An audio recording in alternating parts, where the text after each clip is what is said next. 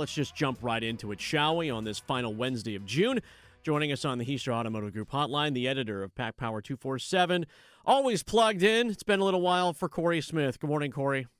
Hey, what's going on, guys? Yeah, it's been a little while because obviously, the Canes have been pretty popular, and they won this thing called the Stanley Cup, so I get it. We haven't talked a lot of NC State lately. That's all right. Well, Justin Gainey seems to be wearing a lot more Canes red and black than he has been Wolfpack red and black. Is he still targeting anybody left in the transfer portal, or is his roster set as we head into the fall?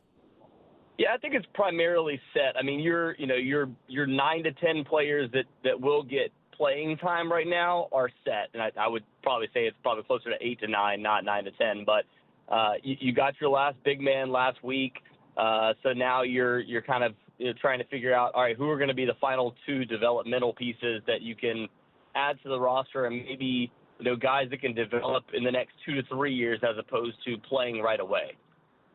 Cory Smith, Pack Power 247 here on Next Up. So, Cory, they NC State basketball, we'll stick with that for a little bit here. They canceled the return game at VCU for the upcoming season. Is there something cooking, I guess, in the kitchen over at the admin building?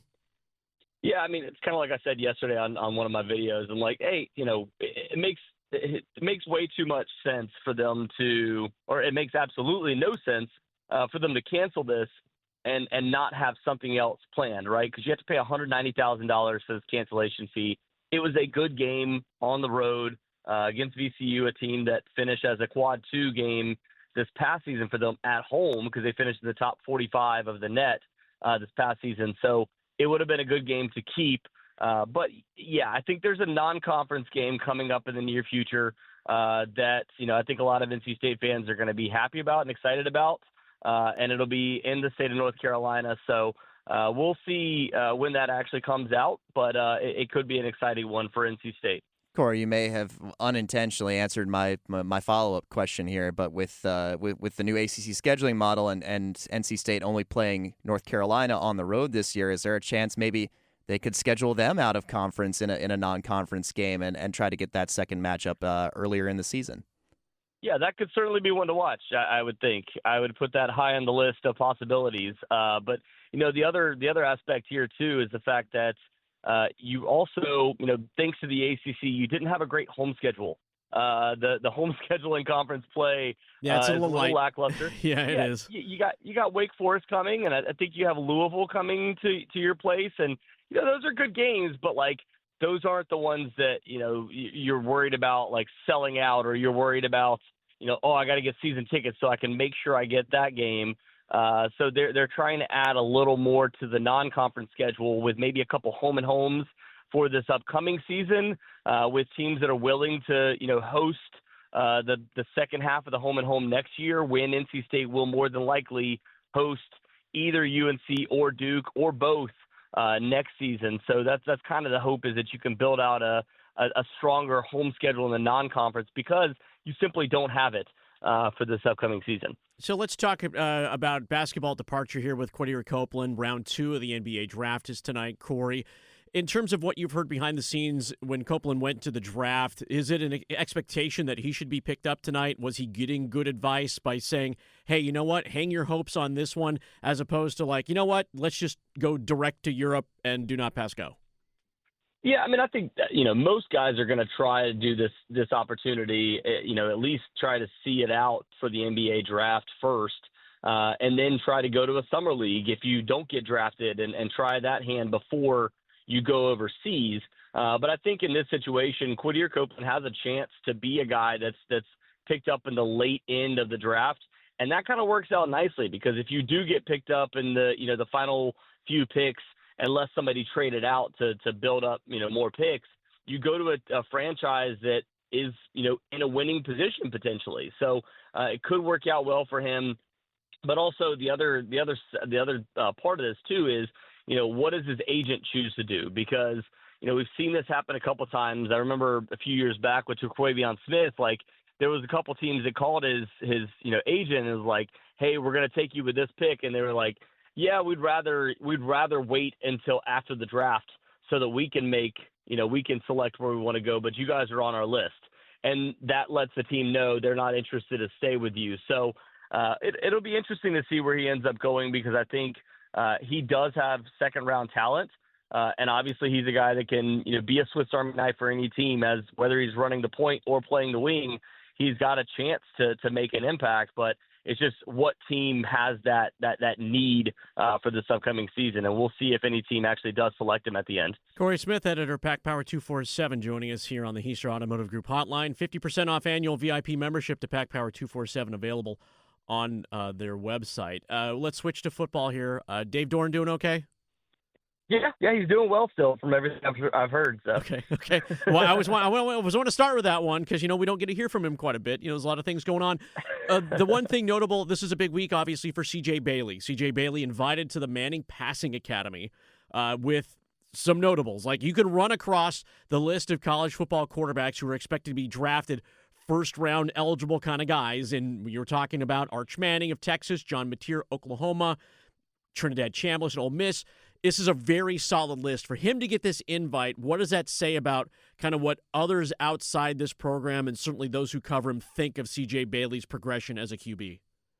Yeah, it's pretty clear they put him in the upper echelon of QBs, because the last guy that was invited from NC State was actually Devin Leary right after his record-breaking season at NC State. And then, he goes there, actually did really well. The big thing for C.J. Bailey will be the fact that when he goes, yes, he's a counselor for most of it, but there's also a competition on Friday night. Now, it's a friendly competition. I don't think they come out with, rankings afterwards or whatever, but everybody kind of talks about, all right, how do the guys do in the Friday Night Lights competition? There's, 4 different events. Some are based on accuracy, some are based on how far you can throw it, stuff like that. But that'll take place on Friday night there. So we'll see, if there's some rave reviews coming out of that camp and whether or not, C.J. Bailey impresses. But, going into this year, I think a lot of people kind of have him on, fringe first round / second day talks for, at the QB position. And a lot of that's going to be proven on the field. But if you can kind of, get a little bit of, off-season buzz and generate even more, that only helps you a little bit heading into the season too. Cory Smith, editor of Pack Power 247, joining us this morning on Next Up, getting us the updates on everything NC State on a Wolfpack Wednesday. And Cory, earlier this week, it was confirmed that NC State football will start off their season in Week 0 in Charlottesville against Virginia after that game in Brazil was canceled / moved back to the United States and now played on home soil. And that'll be a true road game now for them to start off the season. Is that advantageous for NC State now to have that game in Week 0 at home just because they have more off time now baked into the season domestically, or is it more of a disadvantage because they have to get things started a little earlier in Week 0? Yeah, I mean, I think you look at it at both, but they, first of all, I don't think it's a disadvantage at all that they're in Week 0 or closer to home. I think it's an advantage in both situations because first of all, you don't have to worry about all of the other things that go outside of football in terms of traveling to Rio. You don't have to worry about all of the, passports clearing, all of the visas, all these different things. So that helps from that standpoint. It also helps that you are staying closer to home because your travel is not as crazy. And Week 0, they kind of built the entire calendar around this. They've known for a while that they were going to play in Week 0. So spring camp started early. Fall camp was supposed to start early. All your conditioning started a week early. So all of those things were already in place. So that helps from that standpoint. Where it is a disadvantage is the fact that, it was supposed to be, a neutral site game that counted as a home game for Virginia, and you didn't know what the travel was going to look like from either team. Now it's Virginia selling tickets at home. You don't get the NIL that you expected to get from, playing a neutral site game. And, now you're going to have to play in front of a literal home crowd for Virginia. So it's going to be interesting to see how, that ends up working out. But now you have more of a true road game at the beginning of the season.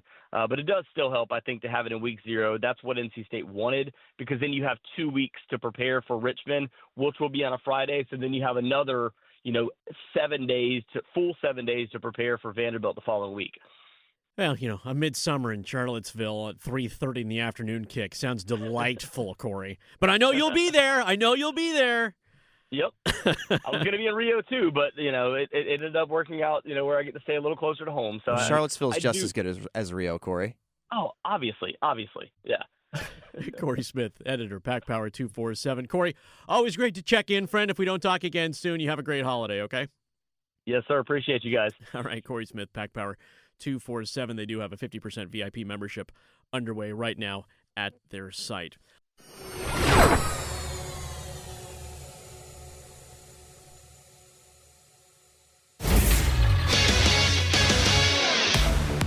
I'm Max Goren with 3 things you need to know right now from 99.9 The Fan. Basketball's future stars found their new homes in the first round of the NBA draft last night, with no surprises in the top 4 picks. AJ DeBonsa, Darren Peterson, Cameron Boozer, and Caleb Wilson were the first 4 prospects off the board. NBA draft coverage continues with the second round tonight on 99.9 The Fan. Stars continued to shine at the World Cup yesterday, with Cristiano Ronaldo getting in on the scoring for Portugal with 2 goals in a win over Uzbekistan. Ronaldo became the first man ever to score in 6 different World Cups. Other results from yesterday include England drawing Ghana, Croatia defeating Panama, and Colombia beating Congo DR.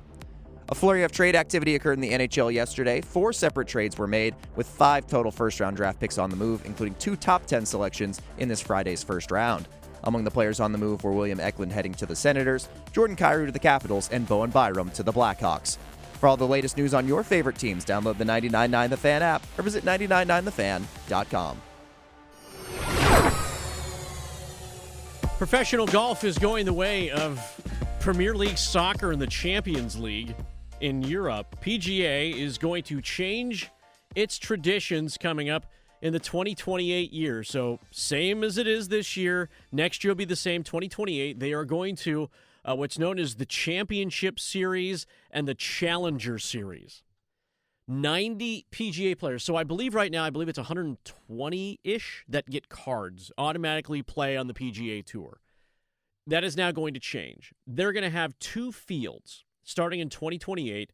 The Championship Series will feature at least the top 90 players, and that will be 24 events with prize money at each event of at least $20 million. And the season will still run February to August. There will be a subset called the Challenger Series. For those players who don't make the top 90, they will play in a number of events, signature events, in places that they're calling like places where the PGA Tour has had a history of success, but not necessarily brand name recognition. Let's call it that. And that'll be for kind of like everybody else. And they will move 20 up from the Challenger Series each year. And they will move up and down. No more sponsor exemptions. That's a big thing. If you win a tournament, it doesn't necessarily mean you get back into that tournament if you fall out of the top 90. And guess who put this together? Tiger Woods. Tiger Woods leads this group of current golfers and 3 advisory people. And I would say that the advisory people are fairly strong. We're talking Theo Epstein, of the Chicago Cubs, Boston Red Sox fame. John Henry, also of the Boston Red Sox fame. Like, there's legitimate sports people on this, again, plus players who recommended this system. This fundamentally changes how the PGA Tour will operate. Oh, yeah. And I think the biggest thing that they mentioned in these new format and new rules that they're implementing in 2028 is they're changing to match play for playoffs. That is something that I feel like a lot of people have been clamoring for a while, because the way that the Tour Championship worked is, or at least the playoffs as a whole, it's like, okay, you start with the 70 and then the top 50 make it through after that, but there's no cuts in the event, and then the top 30 make it to the Tour Championship, but then whoever's in first, you get the 10 starting strokes to work off of, and it's just complicated. It's weird. It was complicated. It wasn't like simple, easy to understand. And it didn't really have that kind of playoff feel to it. No, but just now, if you were the best those 4 days, yes. That's what it was. And it used to have the weird thing where you could win the Tour Championship, but you wouldn't actually win the FedEx Cup because of points, but they changed that, but then they saw the starting strokes. So they go to match play now. It makes a lot more sense. It's more, I think, competitive. I think we could see some more emotional, expressive reactions for players during that. I think it might be a little bit more intense. And they're going to do new rotation of courses as well for the Tour Championship. It's not going to be East Lake every year. They're going to try to get out to some of these like historic, like exclusive places like Pine Valley, and Seminole. Go to Shadow Creek in Vegas, please. So it's going to be an interesting twist. I'm curious to see how well this all gets implemented in 2028, but exciting stuff for golf to try to switch things up and kind of bring out the best of the competitive juices from the players. And then what they're going to do in the fall, they're adding international events. So they'll have the top players playing from that, and they will work with the DP World Tour to add extra golf. So while the regular season will end August, they will extend into the fall with a number of other events. I do like that stroke play. I do like the stroke play. I do love the match play thing. Again, clearly Tiger Woods, who has his hands on some of these things and is clearly one of those guys that kind of likes to tweak golf, innovate golf, even though he's not playing the highest level of golf anymore. He's always had that mind for it. We're playing indoor golf on simulators now on ESPN because of Tiger Woods and a few investors he managed to sway.